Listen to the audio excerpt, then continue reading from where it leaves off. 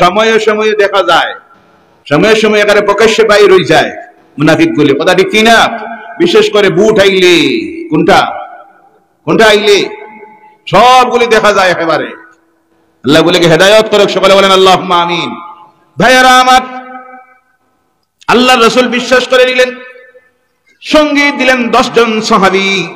তারা বলল, আপনার সাহাবীদের মধ্যে আসিম রাদিয়াল্লাহু তাআলা আনহু অত্যন্ত সুন্দর তিলাওয়াত, ওনাকে আমাদের সঙ্গে দেন। ওনার তিলাওয়াত শুনে আমাদের গোষ্ঠীর মানুষগুলি আকর্ষিত হয়ে কোরআন তিলাওয়াত শুনে আল্লাহর দ্বীন গ্রহণ করে নিবে। নিয়ে গেল।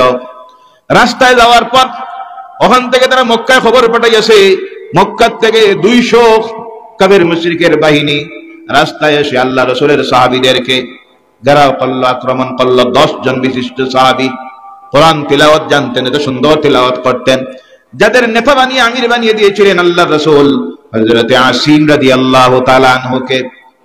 যখন তারা ঘেরাও করল, বলল, ও মুসলমানেরা, মুহাম্মদের সঙ্গের সাথীরা, তোমরা অস্ত্র ছেড়ে দাও আর আমাদের কাছে আত্মসমর্পণ করে নাও, তাহলে তোমাদেরকে আমান দিয়ে দিব। হযরত আসিম কি জবাব দিলেন শুনেন যুবকেরা। হযরত আসিম তার সঙ্গের সাথীদেরকে বললেন, ও আমার সঙ্গের সাথী ভাইয়েরা, এর চাইতে মহা সুযোগ আর পাওয়া যাবে না আল্লাহর জান্নাতে যাওয়ার। সুবহানাল্লাহ বলেন। বিনা পয়সায় মুফত জান্নাত মিলতেছে, এই সুযোগ আর হাতছাড়া করা যাবে না, বলো সুবহানাল্লাহ। সঙ্গের সাথীদেরকে বললেন, ঘোড়ার উপরে বসে প্রথম নিনজা দিয়ে আক্রমণ চালাও। এবার যখন সেই আক্রমণ শেষ হয়ে গেল, বললেন তরবারি দিয়ে আক্রমণ চালাও। এটা যখন শেষ হয়ে গেল, ঘোড়ার উপর থেকে নামলেন, হাত দিয়ে আক্রমণ চালাইলেন। আক্রমণ চলতে চলতে গিয়ে 7 জন সাহাবী শহীদ হয়ে গেলেন। 3 জনকে তারা যুদ্ধবন্দী করে নিল। একজনের নাম হলো হযরত আসিম রাদিয়াল্লাহু তাআলা আনহু, আর একজন হলেন হযরত খুবাইব রাদিয়াল্লাহু তাআলা আনহু, আর একজনের নাম হযরত যায়েদ রাদিয়াল্লাহু তাআলা আনহু। 3 জনকে যুদ্ধবন্দী করে নিয়ে রাখলো। কাতল করলো না, শহীদ করলো না, কারণ সেই সময় তাদের এখানে চলতেছে যুলকায়দার মাস। 4টা মাসকে তারা সম্মান দিত, যুদ্ধ করতো না, কেউ কাউকে হত্যা করতো না, গালি দিত না। যুলকায়দা, যুলহজ্জা, মুহররম, সফর, অপেক্ষা করতেছি 4টা মাস যাওয়ার পরে এদেরকে কাতল করবে, ফাঁসির মঞ্চে ঝুলাবে। হযরত আসিম রাদিয়াল্লাহু তাআলা আনহুকে তারা যখন ফাঁসির মঞ্চে ঝুলাবে, ওই সময় হযরত আসিম রাদিয়াল্লাহু তাআলা আনহুকে বলল, আসিম, তোমার জীবনের শেষ সময়, তুমি কি কোনো কিছু আমাদের কাছে চাইবে? তোমার কি কিছু চাওয়ার আছে? হযরত আসিম কি জবাব দিয়েছিলেন আমার যুবক ভাইরা শোনো। হযরত আসিম জবাব দিয়েছিলেন, ও মুশরিকেরা, কাফিরেরা, তোমরা যদি আমাকে সময় দাও, তাহলে আমি 2টা রাকাতের নামাজ আমার জীবনের শেষ সময়ে পড়ব। সুবহানাল্লাহ। আর জোরে বলেন সুবহানাল্লাহ। জীবনের শেষ সময় কোনটা? 2 রাকাত নামাজ। কাফিরেরা সুযোগ দিল। হযরত আসিম নামাজের মধ্যে দাঁড়ালেন, 2 রাকাত নামাজ পড়লেন, তাড়াতাড়ি নামাজ শেষ করলেন। পরে বললেন, ও কাফিরেরা, মুশরিকেরা, শুনো, এই নামাজটাকে আমি তাড়াতাড়ি শেষ করতাম না, কারণ এই নামাজে যখন সিজদায় যাই, আমার রব আল্লাহর দিদার নসিব হয়ে যায়। সুবহানাল্লাহ। তাড়াতাড়ি শেষ করলাম ও কারণে, যদি সিজদা নাম্বা করি, তোমরা মনে মনে ভাববে মৌতের ডরে আর ভয়ে আসিমে নামাজ নাম্বা করে দিছে, এর কারণে নামাজটাকে শেষ করে নিলাম। নামাজ শেষ করলেন। হযরত আসিম রাদিয়াল্লাহু তাআলা আনহুকে ফাঁসির মঞ্চে যখন ঝোলানি হচ্ছে, ওই আসিম রাদিয়াল্লাহু তাআলা আনহু আল্লাহর কাছে দোয়া করলেন, আয় আল্লাহ, এখানে আমার কেউ নাই, সব আমার দুশমন আর তোমার দ্বীনের দুশমন। এই অবস্থায় যে আমি ফাঁসির মঞ্চে ঝুলতেছি, আমার অবস্থাটা তোমার হাবিবের কাছে পৌঁছাইয়া দিও। সুবহানাল্লাহ। আল্লাহর রাসূল মসজিদুন নববীতে বসে আছেন, হাদিস শরীফের মধ্যে আসতেছে, সাহাবায়ে কেরামদেরকে নিয়ে হঠাৎ করে আল্লাহর রাসূল বলেন, ও আমার সাহাবীরা, কাফের মুশরিকেরা আমার আসিমকে এই মুহূর্তে ফাঁসির মঞ্চে ঝুলাইয়া দিছে। হযরত আসিম রাদিয়াল্লাহু তাআলা আনহু ফাঁসির মঞ্চে ঝুলতে গিয়ে পশ্চিম দিকে তার মুখটা যখন করলেন, হাদিস শরীফের মধ্যে আসতেছে, এই কাফের মুশরিকেরা ওর মুখটা পূর্ব দিকে ঘুরাইয়া দিল। তারা বুঝতেছে তিনি পশ্চিম দিকে মুখ দিয়েছেন, তার আল্লাহর ঘর পশ্চিম দিকে। এবার সঙ্গে সঙ্গে যখন ঘুরাইয়া দিলেন, তিনি মনে মনে আফসোস করতেছেন, আল্লাহ, জীবনের শেষ সময়টা তুমি রব তোমার ঘরের দিকে আমি সিজদাটা দিয়ে, চেহারাটা দিয়ে মরতে চেয়েছিলাম, কিন্তু দিল না কাফিরেরা। আমার আল্লাহ রাব্বুল আলামিন সঙ্গে সঙ্গে আয়াত নাযিল করে দিলেন, ফাআইনামা তাওয়াল্লু ফাসাম্মা ওয়াজহুল্লাহ। যেদিকে তোমাদের মুখ হবে আমি তোমাদের রব আল্লাহ সেই দিকে আসি। সুবহানাল্লাহ। আসিম রে তারা ফিরাইয়া দিছে, অসুবিধা নাই, যেদিকে তুমি মুখ করেছো তোমার রব আমি আল্লাহ সেই দিকে আসি।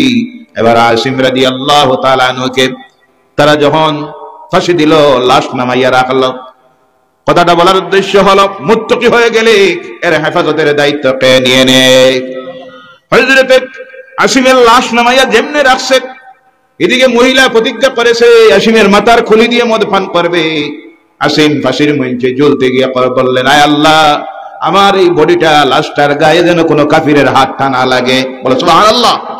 লাশ যেমনি নামাইয়া রাখছেন, চতুর্দিক থেকে মৌমাছির ফাল এসে আসিমের লাশের মধ্যে বসে গেছে, কেউ কিনারায় যাইতে পারে না, মৌমাছি তাড়া করে। রাত্রি হয়ে গেছে, চতুর্দিকে তারা দাঁড়াইয়া আছে, ফাড়া দিতে আছে। আমার আল্লাহ তার কুদরত থেকে এমন মুষলধারের বৃষ্টি দেওয়া শুরু করলেন, হাদিস শরীফের মধ্যে আসতেছে বিরাট ফ্লাড হয়ে গেছে এলাকায় মুষলধারে বৃষ্টি দিয়া। আর বৃষ্টির পানি আল্লাহর রাসূলের সাহাবী আসিমের লাশটা বাওয়াইয়া নিয়ে গেল, কাফিরেরা পায় নাই। সুবহানাল্লাহ। নাই বাঁচাইছে কে? এর জন্য আল্লাহ বলছেন, ওয়া ইয়াত্তাকিল্লাহা ইয়াজআল লাহু মাখরাজা। মুত্তাকি হয়ে যাও, তোমার বাঁচার রাস্তা বাইর করে দিবেন কে? জোরে বলেন কে? ভাইয়েরা আমার, হযরত খুবাইব রাদিয়াল্লাহু তাআলা আনহুকে জেলের ভিতরে নিয়ে ঢুকাইয়া রাখছে। অবাক হতে হয়, তারা অবাক হয়ে যায়।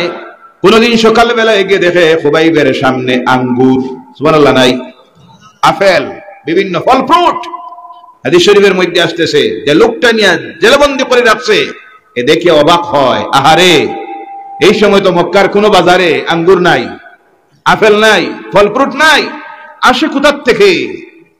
জিজ্ঞাসা করে, ও জেলবন্দি মক্কার মদিনার মুসলমান, তোমার সামনে খাবার কোথা থেকে আসে? তখন তিনি জবাব দিতেন, এই রিজেকটা দে, যিনি আমার রিজেকের মালিক তিনি আল্লাহ। বলো সুবহানাল্লাহ। রিজেকের মালিক কে? মুত্তাকি হয়ে যাও, রিজেকের ব্যবস্থা দিবে কে? আমরা বাপ দাদা যারা আসলা, বাপ চাচা দাদা, এরা এক একজনের আওলাদ কতজন আসলে? জি 7, 8, 10 ওলা না কম? ওলা। আর আগের জমানা এক সময় তো আসলে বেশিরভাগ পুরুষেরা 2 বিবাহ করতাম, কয়টা? দ্বিতীয় বিবাহ থাকতো।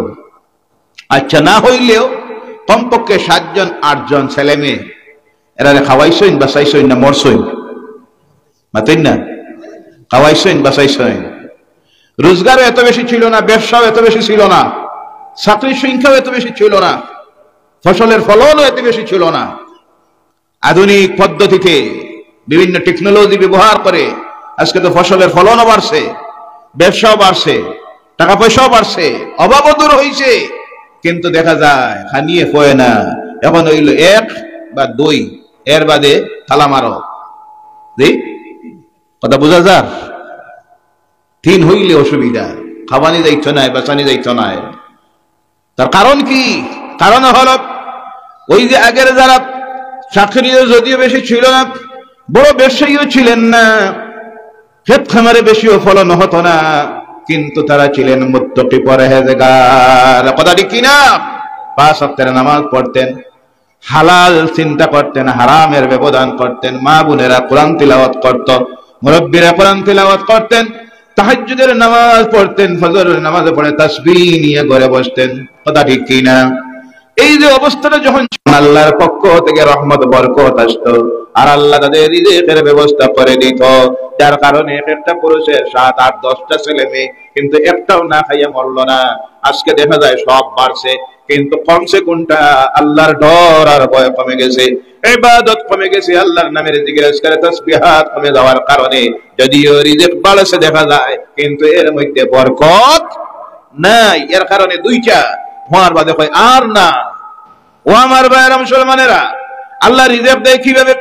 হযরত খুবাইব রাদিয়াল্লাহু তাআলা আনহুর সামনে আল্লাহ তার কুদরত থেকে রিজিক হাজির করে দিত। কারণ আল্লাহর ঘোষণা, ইন্নাল্লাহা ইয়ারযুকু মান ইয়াশাউ বিগাইরি হিসাব। আল্লাহ যাকে রিজিক দিতে চায় বিনা হিসাবে তারে আল্লাহ রিজিক দেয়। আর মুত্তাকি যারা হয়ে যায়, পরহেজগার হয়ে যায়, তোমার চিন্তা করতে হবে না রিজিক দিবেন কে। জোরে বলেন কে? তুমি আমি তো সাধারণ একটা মাখলুক। মানুষ কতটা আর পৃথিবীর মধ্যে, কিন্তু জলভাগের মধ্যে, সমুদ্রের নিচে হাজার হাজার লক্ষ কোটি কোটি বিলিয়ন মিলিয়ন জন্তু জানোয়ার রয়ে গেছে, তাদের রিজেকে দিতেছেন কে? গভীর জঙ্গলের ভিতরে লক্ষ কোটি কোটি আল্লাহর মাখলুক যারা রয়ে গেছে, একটা মাখলুক উপবাস থাকে না, প্রত্যেকটা পেট ভরে খায়নি না। হযরত সুলাইমান আল্লাহর নবীর মনের মধ্যে আসলো যে একদিন আমি তো আল্লাহ বাদশাহী দিয়েছেন, সারা পৃথিবী আমি শাসন করতেছি, জিন্নাতের আমার কথা শুনতেছে, একটা দিন সারা মাখলুককে আমি খানিটা খাওয়াই। আল্লাহর কাছে পারমিশন চাইলেন। আল্লাহ বলেন সুলাইমান রে, এটা সম্ভব নয়। আবার বলেন, একবার দুইবার তিনবার তাফসীরের মধ্যে আসতেছে। আল্লাহর কাছে যখন আরজ করেন, আল্লাহ তুমি অনুমতিটা দিলে আমি একটা দিন সৃষ্টির সব মাখলুককে দাওয়াতটা খাওয়াই, কারণ আমি এমন একজন নবী, যে নবী আবার পৃথিবী শাসন করতেছে, আমি বাদশাহ। আল্লাহ দিলেন অনুমতি। হযরত সুলাইমান আলাইহিস সালাম তাফসীরের মধ্যে আসতেছে, খানি রেডি করা, খানি তৈরি করা শুরু করছেন। খানি বানানি হলো 40 কিলোমিটার দূরে খানি রাখা হয়েছে। ওই খানি যখন প্রস্তুত হয়ে গেছে, জানাইয়া দেওয়া হইল যে যারা আছে সব আও। জিন্নাত দিয়া খবর পাঠাইয়া দেওয়া হলো খানির দাওয়াত, সব আসতেছে। হঠাৎ করে দেখা যায় সাগর থেকে, সমুদ্র থেকে একটা জন্তু এসে হাজির হয়েছে। এসে গিয়ে বলল, ও আল্লাহর নবী সুলাইমান, আমি তোমার লাইন টাইন বুঝি না, আমারে তাড়াতাড়ি খানি দেও, আমার এক বেলার খানি খাই নাই তোমার দাওয়াত পাইয়া। সুলাইমান আলাইহিস সালাম বললেন, বাকিদেরকে বাদে দেওয়া হবে, এরে আগে খানিটা দিয়ে দেও। খানি দেওয়া শুরু করা হলো, খাইতে শুরু করছে। খাইতে খাইতে দেখা যায় 10 কিলোমিটারের খানি শেষ। সুবহানাল্লাহ নাই, ঘুমাই গেছি, তাইটা গিনি হাবভাবে তো বোঝা যায়, শুনি দিলেই আর যাইতাম গিয়ে। সুবহানাল্লাহ ওয়ালহামদুলিল্লাহ ওয়ালা ইলাহা ইল্লাল্লাহ, সুবহানাল্লাহ ওয়ালহামদুলিল্লাহ হা ইল্লাল্লাহ, সুবহানাল্লাহ ওয়ালহামদুলিল্লাহ ওয়ালা ইলাহা, সুবহানাল্লাহ ওয়ালহামদুলিল্লাহ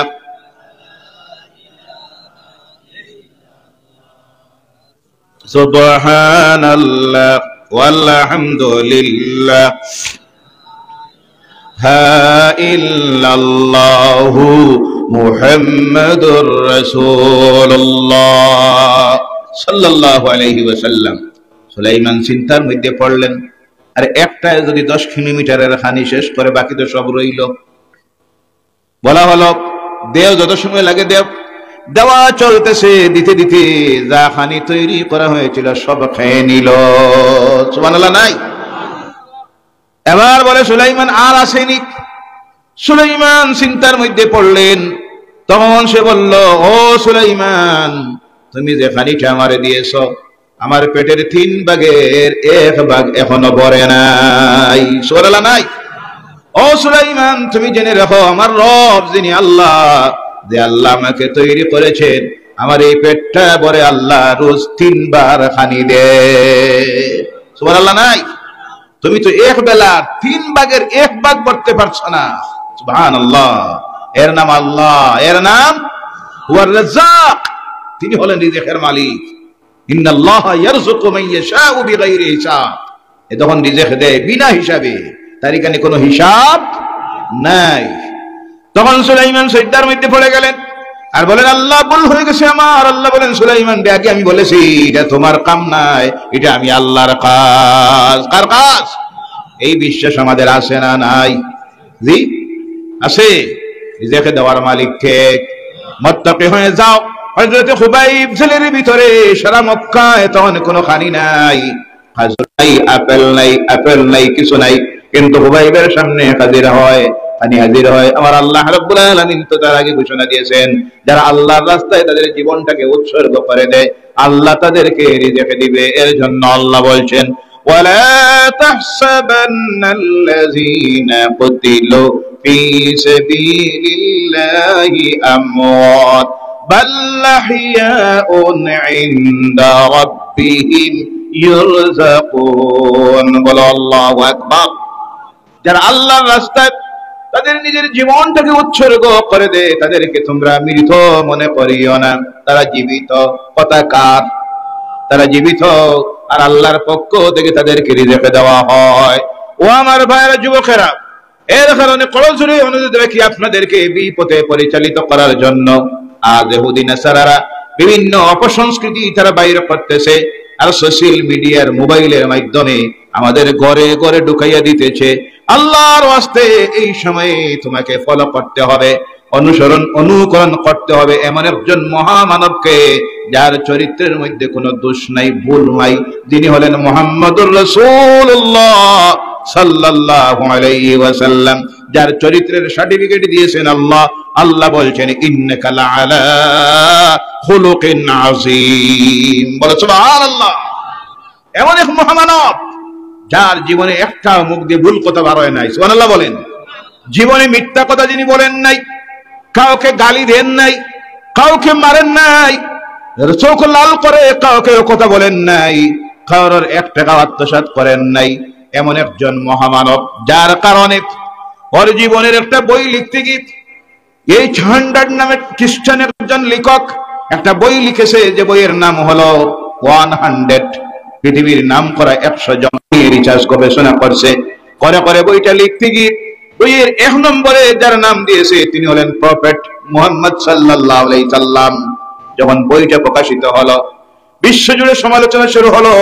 খ্রিস্টানেরা, ইহুদি নাসারারা তার কাছে চিঠি লেখা শুরু করলো। তখন টেলিফোনের যুগ নাই। এই ঝান্ডাট তুমি আর কি পাও নাই কারোরে? 1 নম্বরে নাম দিতে গিয়ে তুমি মুসলমানদের নবীর নাম কেন দিলা? তখন এই ঝান্ডাট এর জবাব দিতে গিয়ে আর একটা বই লিখেছিল। বইয়ের মধ্যে নিয়ে লেখলো, আমি পৃথিবীর 1000 রাজনীতিবিদ, সমাজসেবী, দার্শনিক, চিন্তাবিদ, ধর্মপ্রচারক, মনীষী, গুরুজন এরার জীবনের উপর রিসার্চ করেছি। করে এর থেকে 100 জনকে আমি বাছিয়ে আলাদা করলাম। করার পরে কি দেখলাম বাকি যারা 99 জন, এদের জীবনের মধ্যে কিছু না কিছু ভুল আছে, এদের জীবনের মধ্যে কিছু না কিছু ব্যক্তির স্বার্থের চিন্তা আছে। কিন্তু আমি দেখলাম ওই 100 জনের মধ্যে একজন মহামানব, যার জীবনের মধ্যে একটা ভুল বলতে কিছুই নাই। জোরে বলে সুবহানাল্লাহ। যার 63টা বছরের জীবন, পুরা জীবনটা উৎসর্গ করে দিয়ে গেছেন বিশ্ব মানুষের কল্যাণের জন্য। তার নিজের ব্যক্তি জীবনের চিন্তা তিনি কোনো সময় করেন নাই। এই মহামানব মুহাম্মদ সাল্লাল্লাহু আলাইহি ওয়াসাল্লামকে এর কারণে আমি 1 নম্বরে পজিশনে রেখেছি। বলো সুবহানাল্লাহ। ও আমার মুসলমানেরা, ভাইয়ারা, যুবকেরা, আজকে সেই নবীকে ছেড়ে দিয়া আমরা পাশ্চাত্যের ওয়েস্টার্ন সিভিলাইজেশন গ্রহণ করতেছি, অপসংস্কৃতি। আজকে দেখবেন অনেক মুসলমান যুবক আছে হাফ প্যান্ট লাগাইয়া ঘুরে, আসে না নাই? জি, আইলো কোথায়? ইহুদি নাসারাদের কালচার। বাড়িতে দেখবেন অনেক আছে খোলা গায়ে থাকে, রাত্রিতে ঘুমায়, স্ট্যান্ডার্ডিটি দেখায়, রাত্রিতে ঘুমায় হাফ প্যান্ট লাগাইয়া, জাঙ্গিয়া লাগাইয়া। নাউজুবিল্লাহ বললেন না? নাউজুবিল্লাহি মিন যালিক। অনেক যুবতী মেয়েরা মুসলমানদের ঘরের এখন একটা প্যান্ট লাগায়, টকনোর উপরে 4 ইঞ্চি খালি, আছে না নাই? জি, হালাল না হারাম? এটা যে অংশটা বার করছে হালাল না হারাম? যে জায়গাটা বাইর করছে গুনাহ কাবীরা। কি গুনাহ? দেখলো যে এও গুনাহগার হচ্ছে আর সেও গুনাহগার হচ্ছে। ও আমার যুবতী বোনেরা, এটা তারা বাইর করেছে মুসলমানদেরকে বেপরদায় নেওয়ার জন্য। ও আমার ভাইয়েরা, তোমার দেখার প্রয়োজন আল্লাহ রাসূলের সাহাবীদের জীবনকে, আল্লাহ রাসূলের জীবনকে। এর জন্য আল্লাহ বলছেন তো উত্তম আদর্শই হলো আমার রাসূলের মধ্যে, লাকাদ কানা লাকুম ফি রাসূলিল্লাহি উসওয়াতুন হাসানা। আমার নবী মুহাম্মদ রাসূলুল্লাহ সাল্লাল্লাহু আলাইহি ওয়াসাল্লামের মধ্যে তোমাদের জন্য হলো উত্তম আদর্শ।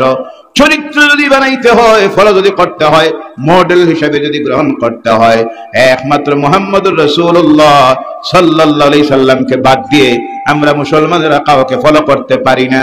কারণ এদের চরিত্র বলতে কিছুই নাই। তারা যা করতেছে টাকা রুজির জন্য। চলচ্চিত্র জগতে যারা কাজ করতেছে লক্ষ কোটি বিলিয়ন টাকা রোজগারের জন্য, হলিউডে যারা কাজ করতেছে টাকা রোজগারের জন্য, ফুটবল জগতে যারা টাকা রুজির জন্য, ক্রিকেট জগতে যারা তারা টাকা রুজির জন্য, তারা এই যা কিছু করতেছে একটা উদ্দেশ্য টাকা রুজি। আর তুমি আমি কেন তাদের এই অবস্থা দেখে ওলা গিয়ে ডুবে দিয়ে মরতেছে পানির মধ্যে? কথা ঠিক কিনা? তোমার এটা দেখার প্রয়োজন কি? তারা দেখা রোজগারের জন্য গায়ের কাপড় পর্যন্ত খুলে দিতে পারে, বলে নাউজুবিল্লাহ, আছে না নাই?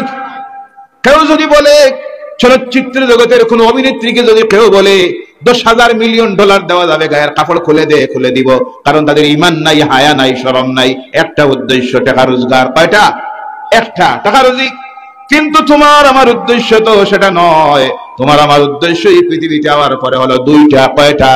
আল্লাহকে খুশি করা আর আল্লাহর জান্নাতে যাওয়া, বেহেশতে যাওয়া। আমরা যেদিন এই দুনিয়া এসেছি আমাদের জান মাল বিক্রি করে দিছি কার কাছে? জোরে বলেন, কার কাছে? এর জন্য তো আল্লাহ বলছেন, ইন্নাল্লাহা আশতারা মিনাল মুমিনিনা আনফুসাহুম ওয়া আমওয়ালাহুম বিআন্না লাহুমুল জান্নাহ। বলো আল্লাহু আকবার। মুমিনদের জান মাল আমি আল্লাহ খরিদ করে নিয়েছি, বিনিময়ে তাদেরকে দিব জান্নাত।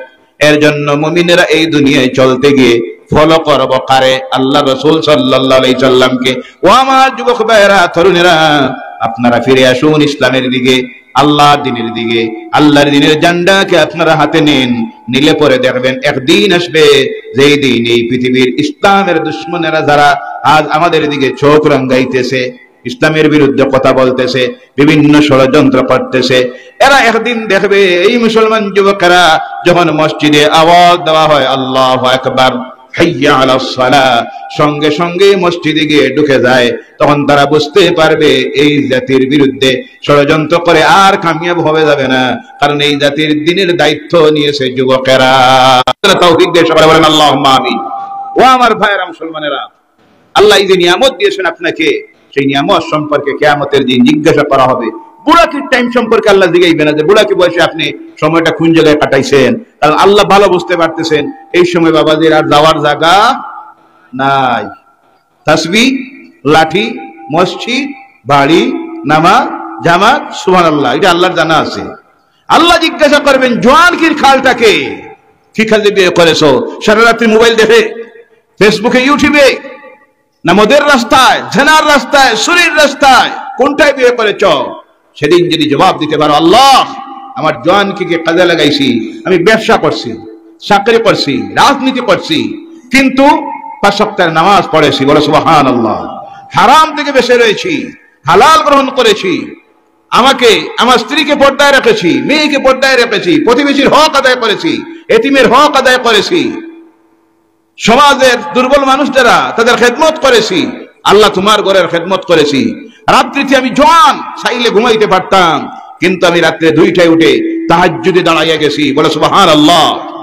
ঠান্ডা রাত, ফজরের সময় ডাক দেওয়া হচ্ছে যখন মসজিদ থেকে, আমি চাইলে তখন ঘুমাইতে পারতাম, কিন্তু যখন ডাক দেওয়া হচ্ছে আসসালাতু খায়রুম মিনান নাওম, শয়তানের সকল ষড়যন্ত্রকে লাথি মেরে দিয়ে আল্লাহ আমি তোমার ঘরে গিয়ে ফজরের নামাজের জামাতে দাঁড়াইছি, আল্লাহ তখন বলবেন আমার ফেরেশতারা, ও আমার ফেরেশতারা, এদেরকে পৌঁছাইয়া দেও আমার জান্নাতে, বলে সুবহানাল্লাহ।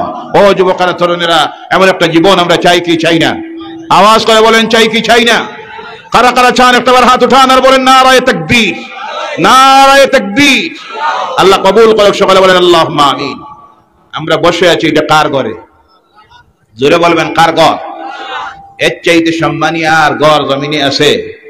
আপনার বাড়ির ঘর হইতে পারে 5 তলা, এসি রুম, নামি দামি স্টাইলস বিদেশ থেকে আনা হয়েছে, লাগানো হয়েছে, কত দামি লাইট, সেখানে গিয়ে বসলে আপনার ঘরের ওই লাইটের নিচে আর দামি টাইলসের উপরে যদি আমি গিয়ে এখন বসে থাকি, নফল ইবাদতের সব লেখা হবে আমলনামায়? জি, কথা বোঝা যান না? লেখা হবে।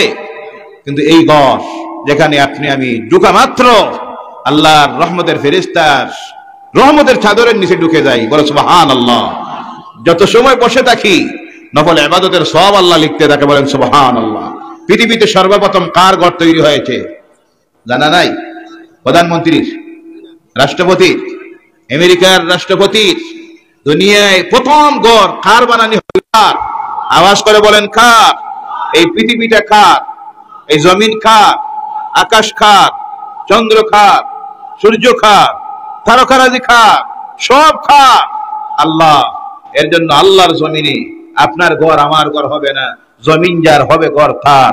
এর জন্য আল্লাহ পাক রব্বুল আলামিন কোরআনুল কারীমের মধ্যে বলছেন ইন্না আউওয়ালা বাইতিন উদিয়া লিন-নাসিল্লাযী বিবাক্কা, পৃথিবীর মানুষের জন্য সর্বপ্রথম যে গড়টা বানানো হয় সেই গড়টা হলো আজকের বাক্কা শহরে, মক্কার শহরে। বলা সুবহানাল্লাহ। মক্কার নাম কোরআনে বিভিন্ন শব্দে উল্লেখ করা হয়েছে। এই আয়াতে আল্লাহ বাক্কা শব্দ ব্যবহার করতেছেন। ইতিহাস শুনেন, ইতিহাস জানে না যারা, তারা সমালোচনা করে তাদেরকে ইতিহাস শুনাইয়া দিবেন। আমরাও না জানার কারণে অনেক সময় আমরাও বলি মক্কার যে আল্লাহর ঘর বাইতুল্লাহ এটা এক সময় মন্দির ছিল। নাউজুবিল্লাহ নাই? আর এর কিনারার মধ্যে যে পাথর লাগানি হয়েছে এটা হলো শিবলিঙ্গ। নাউজুবিল্লাহ নাই? কোন জায়গায় হামদুলিল্লাহ নাউজুবিল্লাহ আপনারা জানা নাই নাকি? এখানে কোনটা হইতো, হামদুলিল্লাহ না নাউজুবিল্লাহ? জোরে বলেন নাউজুবিল্লাহ। ওয়াজ শুনতে শুনতে শেষ। বাড়িতে গিয়ালে বউয়ের দিকে কিতা ওয়াজ হইল, তার বেশ টের পাইছি না আমি কোনটা, আমার খেয়ালি ভাই আসলো না। এইভাবে ওয়াজ শুনিয়ে লাভ আছে? ভাইয়ারা আমার, এই কথা অনেক সময় অনেকে যখন বলে আমরা জবাব দিতে পারি না। আমরা মনে মনে ভাবি ঠিক তো, এক সময় শুনছি বাইতুল্লাহর ভিতরে 360টা দেবতা ছিল। কতটা? কিন্তু 60টা দেবতা ছিল। আব্দুল্লাহর পুত্র মুহাম্মদ যখন মক্কায় আসলেন, জন্মগ্রহণ করলেন, তখন তিনি ইসলাম ধর্মের প্রবর্তক হয়ে ইসলামের প্রচার শুরু করলেন। আর মক্কার ঘর থেকে দেবতাদেরকে বাহির করে নিক্ষেপ করলেন। এরপরে গিয়ে এই বাইতুল্লাহ যেটা মক্কা মুসলমানরা হজে যায় এটা মসজিদ হইল। এর আগে এটা আমাদের মন্দির ছিল। নাউজুবিল্লাহ নাই? ভাইয়ারা আমার, ইতিহাস শুনুন। আল্লাহর নবী হযরত আদম আলাইহিস সালাম যখন জমিনের মধ্যে বিতাড়িত হলেন, আদম যেই জায়গাটার মধ্যে আসলেন সেটা হলো ভারতের একটা অংশ ছিল, যেই জায়গাটার নাম হলো শ্রীলঙ্কা, সিংহল দ্বীপ। আজকে আলাদা রাষ্ট্র, কিন্তু সেই সময় ভারতের একটা অংশ ছিল। তার থেকে প্রমাণিত হয় সর্বপ্রথম আল্লাহর নবী আদম আলাইহিস সালাম এসেছিলেন এই ভারতবর্ষে। সুবহানাল্লাহ নাই? সর্বপ্রথম এই পৃথিবীতে ভারতে যে ধর্মটা এসেছিল তার নাম হলো ইসলাম। সুবহানাল্লাহ। ও আমার ভাইরা, হযরত আদম আলাইহিস সালাম সিংহল দ্বীপে নিক্ষিপ্ত হয়ে জমিন জুড়ে ঘুরতেছেন। মা হাওয়াকে আল্লাহ জান্নাত থেকে বিতাড়িত করলো। আজকের এই জিদ্দা নামক শহরে দুইজন দুই দিকে ঘুরতেছেন আর কান্দিতেছেন। কোন তাফসীরের মধ্যে আসতেছে 360 বছর। কত বছর? কোন তাফসীরের মধ্যে আসতেছে 1000 বছর। তারা দুইজন এই জমিন জুড়ে ঘুরলেন আর কান্দিতে আছেন। আল্লাহর নবীদের মধ্যে হযরত আদম যেই পরিমাণ কান্দিছিলেন জমিনে, আর আল্লাহর কোন নবী এত কান্দেন নাই। দিবারাত্রে কান্দিতেছেন আর আল্লাহর কাছে দোয়া করতেছেন, জীবনের একটা সামান্য ভুল হয়ে গিয়েছিল এর জন্য। সেই দিন আসলো আরাফাতের যে ময়দান আজকের, সেই ময়দানে আসরের পরের সময় আদম আলাইহিস সালাম একটা ছোট টিলার উপরের মধ্যে দাঁড়িয়ে আছেন। সামনের দিকে দেখেন একজন মেয়ে লোক আসতেছে। ওই মেয়ে লোক দেখেন ওই সামনের ছোট টিলাটার উপরে একজন পুরুষ দাঁড়িয়ে আছেন। বুঝতে আর অসুবিধা রইল না, পুরুষ তিনি বুঝতে পারতেছেন উনি যিনি আসতেছেন আমার স্ত্রী ছাড়া আর কেউ নয়, কারণ এই জমিনে দ্বিতীয় কোনো মানুষ নাই। মেয়ে লোক বুঝতেছেন এই জমিনে আমার স্বামী ছাড়া আর কেউ নাই, সম্ভবত উনি আমার স্বামী হযরত আদম। দুইজন দুই দিক থেকে এই জায়গার মধ্যে এসে একত্রিত হলেন। যেই টিলাটার নাম আজকে হয়ে গেছে জাবলে রহমত, রহমতের পাহাড়। 9 জিলহজের দিন বিশ্বের প্রতিটি প্রান্ত থেকে, মুসলমান গ্রাম থেকে, শহর থেকে, ইউরোপ, আমেরিকা, ভারত, বাংলাদেশ, পাকিস্তান, বরণ আর আফ্রিকার গভীর জঙ্গলের মধ্য থেকে হোক, প্রত্যেকে এসে এই ময়দানে একত্রিত হয়। কিছু সময় অতিবাহিত করে, যার নাম হলো উকুফুল আরাফা, হজের ফরজ। সেই দিন আদম আলাইহিস সালাম এই জায়গার মধ্যে কিছু সময় অবস্থান করেছিলেন। এর জন্য দুইজন ওই জায়গায় একত্রিত হয়ে আল্লাহর দরবারে দোয়া করলেন। যে দোয়াটা পড়লেন আল্লাহ সেই দোয়াটা কোট করেছেন কোরআনের মধ্যে। আমরা যেন আল্লাহর কাছে সেই দোয়াটা দিয়ে দোয়া করি। পড়ুন আমার সঙ্গে, রব্বানা যালামনা আনফুসানা ওয়া ইল্লান তাগফির লানা ওয়া তারহামনা লানাকুনান্না মিনাল খাসিরিন। এই দোয়া করলেন, আল্লাহ দোয়া কবুল করলেন। দুইজন এবার আল্লাহ বললেন, আল্লাহর কাছে জিজ্ঞাসা করলেন, আল্লাহ এখন যাই কোন দিকে? আল্লাহ বলেন সামনের দিকে যাও। যে ময়দানে গিয়ে রাত্রিতে উপস্থিত হলেন সেই ময়দান হলো মুজদালিফার ময়দান। যার কারণে আজ পর্যন্ত ওই আদমের আওলাদেরা যখন হজ করে আরাফাতের ময়দানে মাগরিবের নামাজ পড়ে না। একই সঙ্গে মাগরিব আর এশা মুজদালিফার ময়দানে এসে রাত্রিতে যখন থাকে তখন আদায় করে। রাত্রি সেখানে থাকলেন। পরের দিন আল্লাহকে জিজ্ঞাসা করেন, আল্লাহ যাই কোথায়? আল্লাহ বলেন, আর সামনের দিকে অগ্রসর হও। সামনের দিকে আসলেন, এসে দাঁড়াইলেন। আজকের যে বাইতুল্লাহ আল্লাহর ঘর যে জায়গায়, ওই জায়গায় দাঁড়ানোর পর আল্লাহ বলেন, আদম রে, এই জায়গাটাই হলো পৃথিবীর মধ্যবর্তী স্থান। এই জায়গায় দাঁড়াইলেন, বলেন, আয় আল্লাহ, বেহেশতে তোমার নাম জপ করেছি, তাসবিহ পড়েছি, আজকে এই দুনিয়ায় আসলাম। আল্লাহ, নির্দিষ্ট কোনো জায়গা নাই যেখানে তুমি রবের ইবাদত করব, নামাজ পড়ব। আল্লাহ তখন বলেন, আদম রে, তুমি দাঁড়াও। আদম দাঁড়িয়েছেন। আল্লাহ পাক সঙ্গে সঙ্গে জিবরাইলকে পাঠাইয়া দেন, আর উপর দিক থেকে আল্লাহ তার আরশ আজিমের ছাড়ে যে জায়গায় ছায়া পড়লো, ওই জায়গাটা হলো আজকের বাইতুল্লাহ। এবার কাজ করা হবে। দেখা গেল মক্কার সবচেয়ে পাথরি এলাকা, এই জায়গাটার মধ্যে কাজ করবেন কিভাবে? একজন নারী আর একজন পুরুষ। আল্লাহ বলে, জিবরাইল, তুমি বাতাসের আদেশ দাও। এবার বাতাস জুড়ে প্রবাহিত হওয়া শুরু হলো। সঙ্গে সঙ্গে আল্লাহর ঘর যে জায়গায়, ওই জায়গার সমস্ত পাথরের বড় বড় চাট টিলাগুলি তুলে মক্কার চতুর্দিকে নিয়ে নিক্ষেপ করলো। যার কারণে এখনো মক্কাতুল মুকাররমায় গেলে পরে দেখবা সবচেয়ে মক্কার নিচে জায়গা হলো আল্লাহর ঘর যে জায়গায়। কথা ঠিক কিনা? জি, গেছেন আপনারা? সব যাইবার খেয়াল আছে নি? না নিয়ত আছে? কোন সময়? রিটায়ার্ডের বাদে, 70 বছর বাদে। এখন সরকারে কয় 65 হইলে একলা আন না, এখানে ডং তামসা নার, 65 হইলে লগে একজন লাগবো। জি, সঙ্গে একজন নিতে হবে, হেল্পার। মানে বুঝতে পেরেছে এই সময় বাবাজি হয়ে যাওয়ার টাইম নাই, এর আগে শেষ হয়ে গেছে, এখন আইতে হইলে আরেকজন লাগবো। অনুরোধ রাখি আল্লাহর ওয়াস্তে, যাদেরকে আল্লাহ ধন সম্পদ দিয়েছেন, হজ ফরজ করে দিয়েছেন, দেরি করবেন না, তাড়াতাড়ি জোয়ান কি বয়সে হজ আদায় করুন, তাহলে দেখবেন হজ ইবাদতের কি মজা। আর এখন তো মাশাআল্লাহ না নাউজুবিল্লাহ কি বলবো, ভারত সরকার সবসময় তো আমরার প্রতি খেয়াল আছে না নাই? জি, আছে না নাই? এর কারণে খুব মায়া আছে আমরার লগে। এর কারণে কইছি ভারতের হাজি মক্কাত না, আজিজিয়া। কোন জায়গায়? আজিজিয়া। 16-18 কিলোমিটার দূরে মক্কার থেকে, আলাদা ডিস্ট্রিক্ট। ভারতীয় হাজিদেরকে নিয়ে রাখা হয়, কিন্তু কেন মক্কায় রাখা হয় না ওই কথা জিজ্ঞাসা করা, আর মক্কায় জায়গা দেওয়া হোক, এই কথা বলার কোন মানুষ ভারতে নাই। কথা ঠিক কিনা? দোষ আমরা, কপাল পোড়া আমরা, কপাল পোড়া আমরা। আমরা চাইলে এখনো কম পক্ষে 45 জন এমপি বানাইয়া জাতীয় সংসদে পাঠানোর ক্ষমতা আছে না নাই? কিন্তু আমরা পারি না।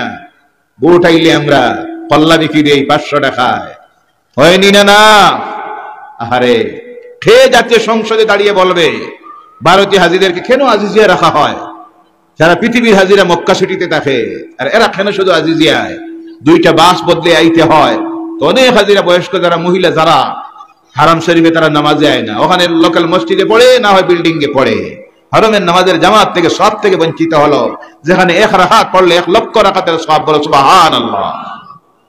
ভাইয়ারা আমার, হযরত আদম আলাইহিস সালাম সেই জায়গায় আল্লাহর ঘর তৈরি করলেন। সর্বপ্রথম আল্লাহর ঘর এই জমিনের মধ্যে তৈরি হলো বাইতুল্লাহ। ফেরেশতারা কাজ করলেন। কাজ শেষ হওয়ার পর আল্লাহর ফেরেশতারা আল্লাহর ঘরের চতুর্দিকে তাওয়াফ করলো। যার কারণে সেই দিন থেকে আজ পর্যন্ত যারা আল্লাহর ঘরের কিনারায় যায়, যাওয়ার পরে ওই ঘরের চতুর্দিকে 7 চক্কর দিতে হয়। কত চক্কর? ওই 7 চক্কর প্রদক্ষিণ করলে একটা তাওয়াফ হয়ে যায়। এই হলো প্রথম ঘর। কোরআনুল কারীমের মধ্যে আল্লাহ দুনিয়া কারো ঘরের কথা উল্লেখ করেন নাই, শুধু 2টা ঘর আল্লাহ উল্লেখ করেছেন। 3টা ঘর, 3টা ঘর আল্লাহর। কার ঘর? আল্লাহর। কোরআনুল কারীমের 15 পারার আরম্ভণীর মধ্যে আল্লাহ উল্লেখ করতেছেন, সুবহানাল্লাযী আসরা বিআবদিহি লাইলাম মিনাল মাসজিদিল হারামি ইলাল মাসজিদিল আকসা। বলো আল্লাহু আকবার। মসজিদুল হারাম আর মসজিদুল আকসার কথা 2টা নাম এসেছে। আরেকটা হলো মসজিদুল উসসিসা আলা তাকওয়া, যেটা হলো মসজিদে মাশআরিল হারাম, মিনার মধ্যে। এর জন্য ভাইরা আমার, 1 নম্বরে আল্লাহর ঘর বাইতুল্লাহ, আল্লাহর প্রথম ঘর তৈরি হলো। এর কারণে আল্লাহর মর্যাদা দিয়েছেন। এই ঘরে গিয়ে কেউ যদি 1 রাকাত নামাজ পড়ে, কয় রাকাত? সঙ্গে সঙ্গে আল্লাহ তার আমলনামায় 1 লক্ষ রাকাতের সওয়াব লিখে দেয়। সুবহানাল্লাহ। দোয়া করবেন আল্লাহর কাছে, আল্লাহ মৌতের আগে একটা বার সুস্থতার সহিত জওয়ানকিতে তোমার ঘর বাইতুল্লাহর কিনারায় গিয়ে তওয়াফ করার, মাকাম ইব্রাহিমে 2 রাকাত নামাজ পড়ার, হজ আদায় করার তৌফিক দিও। বলেন আল্লাহুম্মা আমিন। আরো জোরে বলেন আল্লাহুম্মা আমিন। যাদের ফরজ হয়ে গেছে, বিভিন্ন সমস্যায় থাকার কারণে যাইতে পারতেছেন না, দোয়া করি আল্লাহর কাছে, আল্লাহ যেন সব সমস্যার সমাধান দিয়া জওয়ানকে বয়সে নিয়ে হজটা আদায় করায়। বলেন আল্লাহুম্মা আমিন। 2 নম্বরের ঘর, আমার নবীকে তারা মক্কায় থাকতে দিল না। বিতাড়িত যখন করলো, আল্লাহর রাসূল মক্কা থেকে রওনা করলেন, গিয়ে যে জায়গাটার মধ্যে থাকলেন প্রথম, সেটা হলো এই কুবা মহল্লা। আমার নবীর হাতের তৈরি 2টা মসজিদ। কয়টা? 2টা মসজিদ। 1 নম্বরে হলো মসজিদুল কুবা। আল্লাহ রাসূল মক্কা থেকে মদিনায় যাওয়ার পথে এখানে থাকলেন 14 দিন, ওখানে একটা মসজিদ তৈরি করলেন। আমার নবীর হাতের তৈরি মসজিদ হওয়া মাত্র আল্লাহ এই মসজিদের মর্যাদা ফজিলত কতটুকু বাড়াইয়া দিল। আল্লাহর হাবিব সাল্লাল্লাহু আলাইহি সাল্লাম বলছেন, আল্লাহর কোন বান্দা বান্দি যদি এই মসজিদে 2 রাকাত নফল নামাজ পড়ে, কয় রাকাত? আল্লাহ সঙ্গে সঙ্গে তার আমলনামায় এক মকবুল উমরা হজের সবে লিখে দেয়। এই হলো আমার নবীর হাতের তৈরি প্রথম মসজিদ। 15 দিনের দিন আল্লাহ রাসূল রওনা করেছেন কাসওয়া নামে উটের উপরে সওয়ার হয়ে আজকের মদিনায় গিয়ে ঢুকবেন। মদিনার মানুষ বারবার প্রত্যেকে আরজ করে, আজকে আমার বাড়ির মেহমান আপনি হবেন। ওই গোষ্ঠীর সেই গোষ্ঠী, প্রত্যেক গোত্রের মানুষ বলে আজকে আমাদের এখানে থাকবেন। আল্লাহ রাসূল বলেন, আমার উটকে ছেড়ে দাও, এটা আল্লাহর হুকুমে চলতেছে। আমার উট যে জায়গার মধ্যে গিয়ে বসবে, আমি ওই বাড়ির মানুষের মেহমান হব। এবার উট চলতেছে, চলে চলে গিয়ে উটটা বসে গেল হযরতে আবু আইয়ুব আনসারী রাদিয়াল্লাহু তাআলা আনহুর ঘরের বারান্দার কিনারায়। সুবহানাল্লাহ। আল্লাহ রাসূল মেহমান হলেন মদিনায় সর্বপ্রথম আবু আইয়ুব আনসারী রাদিয়াল্লাহু তাআলা আনহুর বাড়িতে। এরপর উট যে জায়গায় বসলো, আল্লাহর হাবিব খবর নিয়ে এই জায়গাটা কার। খবর নিয়ে দেখা যায় 2 জন এতিম বাচ্চার জমিন, যেখানে মক্কার মানুষেরা তাদের উট ঘোড়াগুলি বিকাল বেলায় এনে বান্ধিয়ে রাখে, আর খাজুর শুকানির জায়গা। আল্লাহ রাসূল 2 জনকে ডাক দিয়ে আনলেন, একজনের নাম মাআজ আর একজনের নাম মাউস। ডেকে বললেন, ওই জমিনটা তোমাদের কাছ থেকে আমি খরিদ করে নিব, আর এখানে আল্লাহর ঘর তৈরি করব। তারা 2 জনে বললেন, পয়সার প্রয়োজন নাই, আমরা আল্লাহর রাস্তায় দান করে দিব। আল্লাহ রাসূল বলেন, হতে পারে না, তোমরা 2 জন এতিম, আল্লাহর ঘর তৈরি হবে, আমি এই পয়সা দিয়ে খরিদ করব। আবু বকর রাদিয়াল্লাহু তাআলা আনহু বলেন, ইয়া রাসূলুল্লাহ সাল্লাল্লাহু আলাইহি সাল্লাম, এত বড় একটা কাজে আমরা কেন শরীক হব না? আল্লাহ রাসূলের সঙ্গে সঙ্গে আবু বকর রাদিয়াল্লাহু তাআলা আনহুকে শরীক করে নিলেন। 15 দিরহাম দিয়ে সেই জমিন খরিদ করে আল্লাহ রাসূল আল্লাহর ঘর বানাইলেন। যে মসজিদ হলো আজকে মসজিদুন নববী, নবীজির মসজিদ।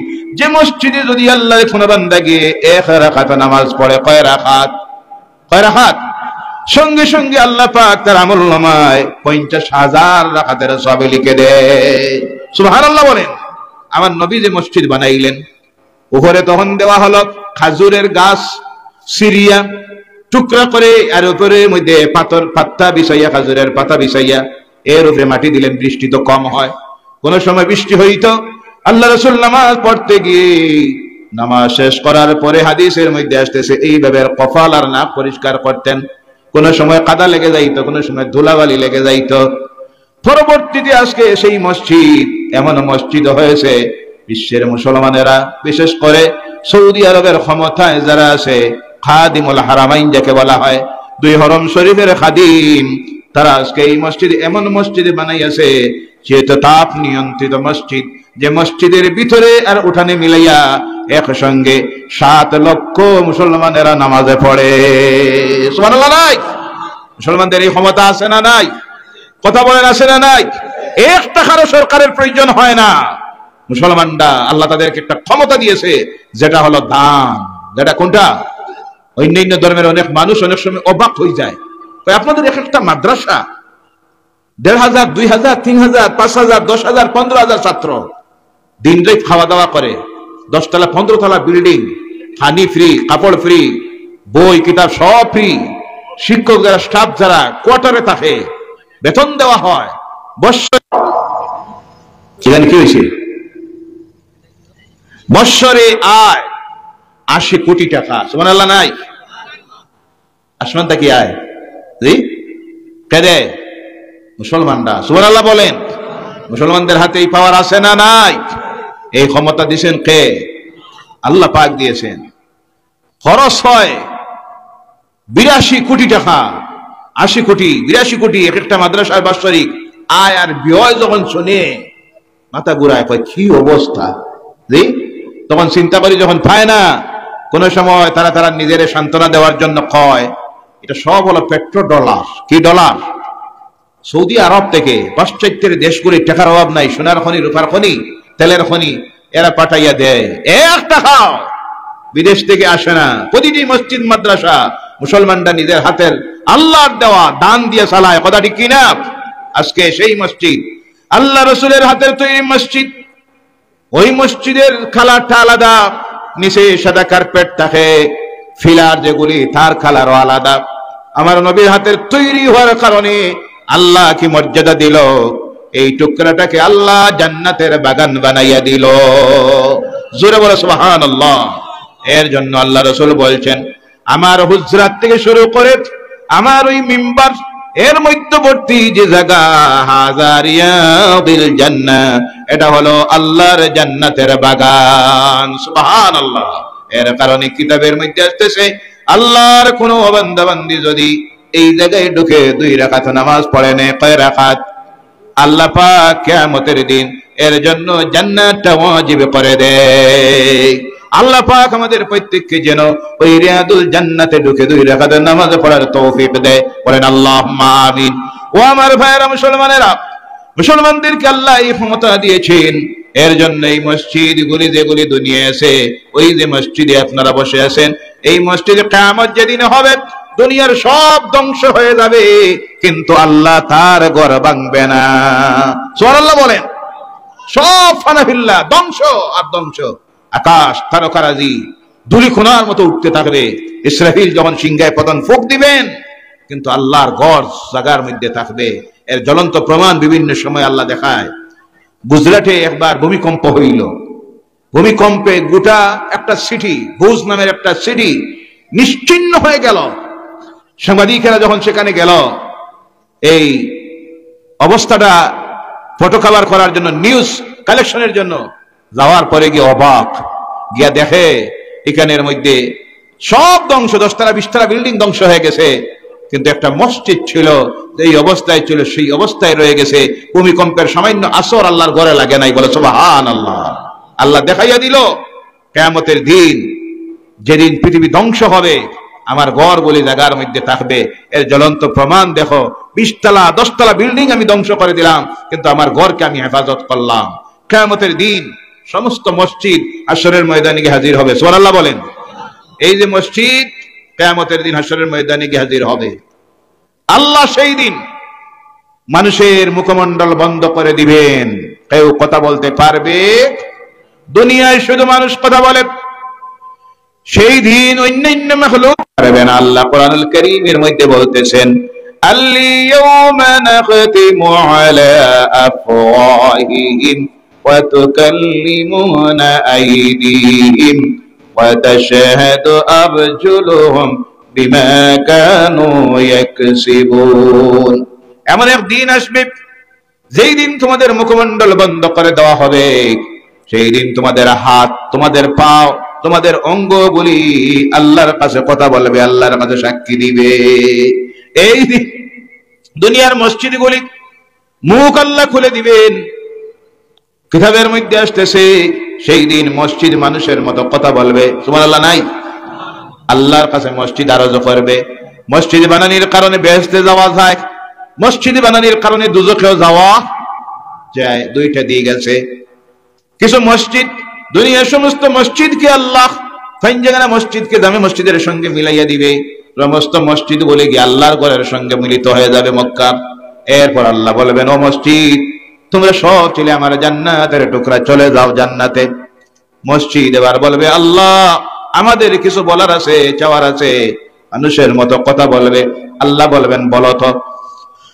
মসজিদগুলি আল্লাহর কুদরতের কদমে সিজদায় পড়ে যাবে, যে বলবে, আয় আল্লাহ, দুনিয়ার যে জায়গার মধ্যে আমি ছিলাম, তোমার বান্দারা অনেক কষ্ট করে আমারে বানাইছে, না খাইয়া আমারে তারা বানাইলো, পয়সা দিল, চাউল দিল, দাম দিল, সব দিয়ে বানাইলো।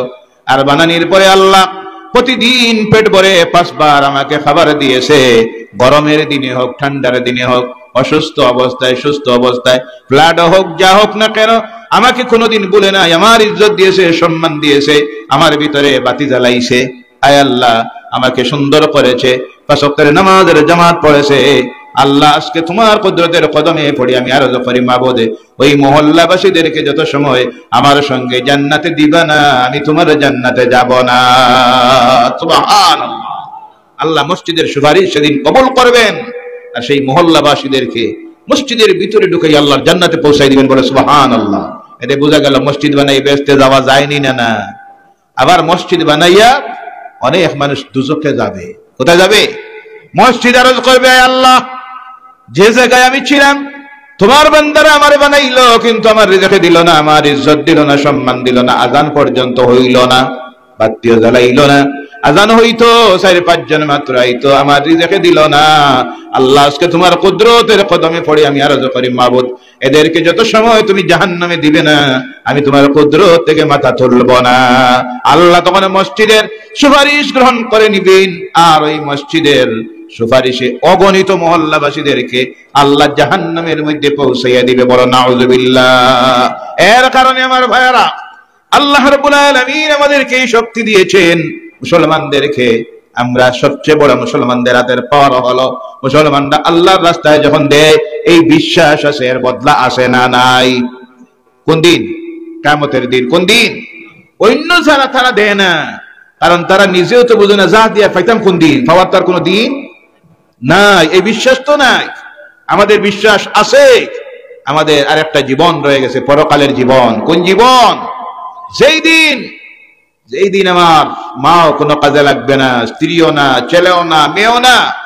ইয়াউমা ইয়াফিরুল মারউ মিন আখিহি ওয়া উম্মিহি ওয়া আবিহি ওয়া সাহিবাতিহি ওয়া বানিহি। সেই দিন আমার থেকে দূরে সরে যাবে আমার ভাই, আমার মা, আমার বাপ, আমার বন্ধু, আমার স্ত্রী, আমার ছেলে মেয়ে, কেউ আমার কোনো কাজে আসবে না। একমাত্র তোমার আমল আর দুনিয়ার জীবনে ভালো যে কাজগুলো করে গিয়েছো সাদকাতুজ জারিয়া হিসাবে, আজকে আমার সমাজের মানুষ সাদকাতুজ জারিয়া কাজের দিকে উৎসাহ নাই।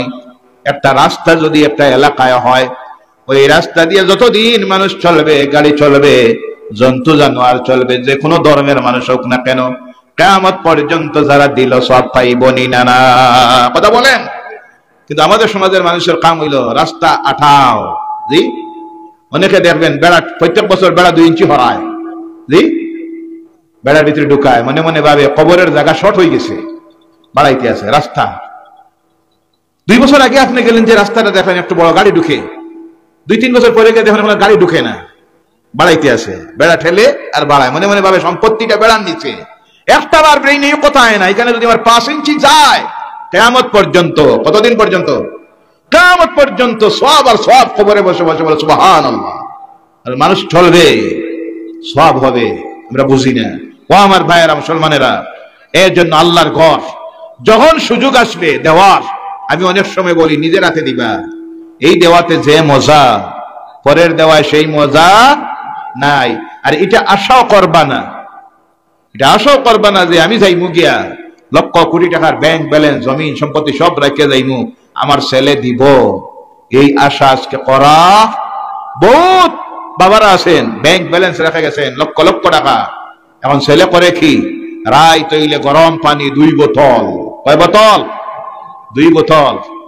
এরপরে জোয়ার রাস্তায় বিভিন্ন অসামাজিক কাজে, একবারও বাবার কবরের কিনারায় গিয়ে দাঁড়ায় না, জিয়ারত করে না, 1 টাকাও দেয় না। অনেকটাই তো অনেক সময় কয় এটা চান্দা আদায় করবার লাগে হুজুর, তারা নানান গল্প কাহিনী বানাইয়া তারা কয়, ডট দেখাইন, বয় দেখাইন, নাউযুবিল্লাহি মিন যালিক। কয় দুজক বলতে কোনটাও নাই, নাউযুবিল্লাহ বলেন। এর জন্য আল্লাহ বলছেন, কিয়ামতের দিন যখন ওই সব জাহান্নামীদেরকে আল্লাহ জাহান্নামে দিবেন, দেওয়ার পরে আল্লাহ বলবেন, হাযিহি জাহান্নামুল্লাতী ইউকাযযিবু বিহাল মুজরিমুন ইয়াতুফুনা বাইনাহা ওয়া বাইনা হামীমিন আন ফাবিআইয়ি আলা রাব্বিকুমা তুকাজ্জিবান। অপরাধীদেরকে, জাহান্নামীদেরকে বলা হবে, ও জাহান্নামীরা, অপরাধীরা, এই হলো সেই দুজক যে দুজক দুনিয়ায় থাকতে তোমরা অস্বীকার করতে। আজকে এর মধ্যে সাঁতার দেও, এখানে কোনো সাহায্যকারী পাবে